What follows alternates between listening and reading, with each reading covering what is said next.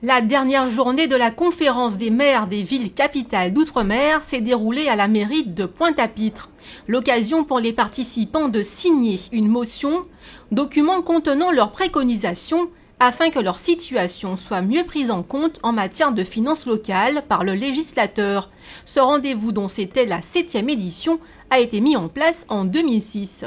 Les villes de Basse-Terre de Pointe-à-Pitre, les villes de Fort-de-France en Martinique, la ville de Cayenne en Guyane, la ville de Saint-Denis à La Réunion et par la suite la ville de Mamoudzou à Mayotte, qui sont les villes qui historiquement soit sont des chefs-lieux, soit sont des centres économiques, soit surtout de fait par leur histoire sont des lieux de centres de vie politique, et bien que ces villes elles ont des charges de centralité parce que c'est là où les populations se croisent, c'est là où il y a plus de demandes formulées par une population qui est plus large que celle du cercle étroit de leur administration. Eh bien, ces charges de centralité, elles ne sont pas compensées. Mamoudzou, c'est la ville qui concentre l'ensemble de l'administration, qui concentre l'essentiel des entreprises, de l'activité économique, et donc les impôts, c'est à notre niveau que ça se passe d'abord.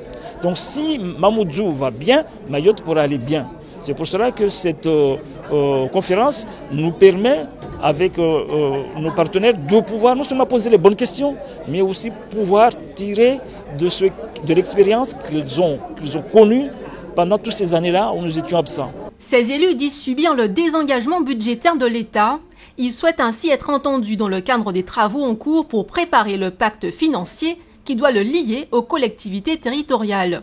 Avec Jacques Mangou, nous avons décidé que nous étions disposés à nous porter porte-parole pour que lors des grandes discussions, le rapport Bure-Richard va être remis au mois d'avril et en juin, que préalablement à la remise de ce rapport qui a été demandé par le Premier ministre, que notre position soit entendue pour s'assurer que dans ce rapport, il y a quand même des avancées. Je ne veux pas simplement dire qu'on n'écoute pas l'outre-mer, ce ne serait pas tout à fait vrai. Il y a quelques avancées, mais on veut aller beaucoup plus loin. Et au niveau de la péréquation, cette fois-ci, il faut vraiment que les choses soient mises sur la table. Au moment de la présentation de ce projet en septembre 2017, le ministre de l'Intérieur et le ministre de l'Action et des Comptes publics ont plutôt parlé de maintenir les concours financiers de l'État, la dotation globale de fonctionnement devant même être stabilisée.